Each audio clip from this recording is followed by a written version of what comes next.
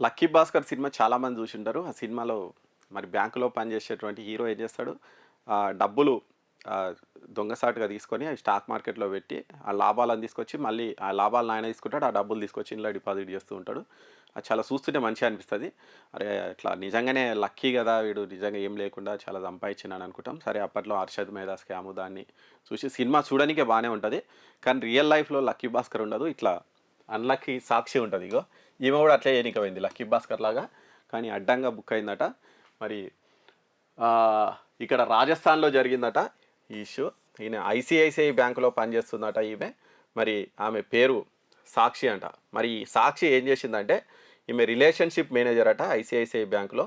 మరి ఈమె ఈ సాక్షి గుప్తా చాలామంది ఎఫ్‌డీలు చేస్తూ ఉంటారు బ్యాంక్‌లో తీసుకొచ్చి. మరి ఎఫ్‌డీలు చేసినటువంటి కస్టమర్ల ఫోన్ నంబర్‌లు మార్చిందట. అంటే వాళ్ళు రెగ్యులర్‌గా పెట్టుకున్న నంబర్‌లను తీసేసి వీళ్ళ బంధువుల నంబర్‌లను అక్కడ మార్చి ఆ ఓటీపీలు ఏమున్నా గానీ ట్రాన్సాక్షన్‌కి సంబంధించినటివి ఏమొచ్చినా వాళ్ళకొచ్చేటట్టు చేసిందట. ఇట్లా దాదాపు ఒక 41 మందికి సంబంధించి 110 ఖాతాలు మొత్తం.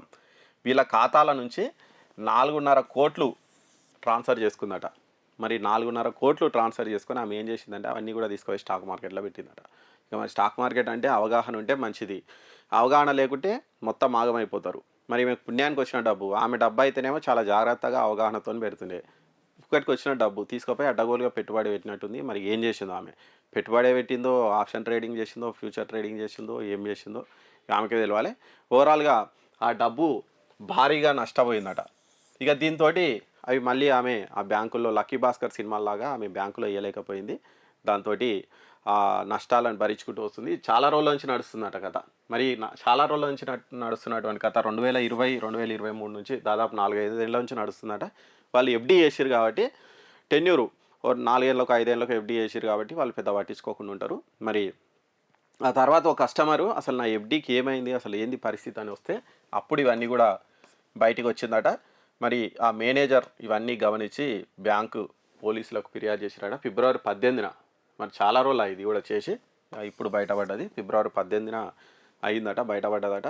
మరి ఆమెను అరెస్ట్ చేసి రికవరీకి అయితే ట్రై చేస్తురట. ఇక బ్యాంక్ వాళ్ళు దీని మీద పెద్దగా ఏం స్పందించలేదట. కాకపోతే ఎవరిని మేము నష్టపోనియమో అందరికీ డబ్బులైతే ఇస్తామని అయితే చెప్పిరట బ్యాంకు. సరే వాళ్ళు నష్టపోలే గానీ బ్యాంకు నష్టపోయినట్టే. మరి దానికి తగ్గట్టే ఈమె అంటే నిజంగా స్టాక్ మార్కెట్‌లో ఇట్లా అడ్డమైన డబ్బు పెడితే ఎట్లుంటదనేది ఈమె ఉదాహరణ. సినిమాలు చూసినంత ఈజీగా నిత్య జీవితం ఉండదు. అంత ఈజీగా మార్కెట్‌లో ఎవరు డబ్బులు సంపాదించరు. దానికి చాలా శ్రమ గావాలే, అవగాహన గావాలే, రీసెర్చ్ చేయాలి. చేస్తే తప్ప ఎవరు డబ్బులనేవి సంపాదించరు. అది ఒక ఉదాహరణ. అంటే ఈజీ మనీ ఎట్లా సంపాదించుకోవాలనే దానికి పోతే ఎట్లా అడ్డంగా బుక్ అయితారనే దానికి ఇదొకటి ఉదాహరణ. అందరూ 'లక్కీ భాస్కర్‌లు' ఉండరు.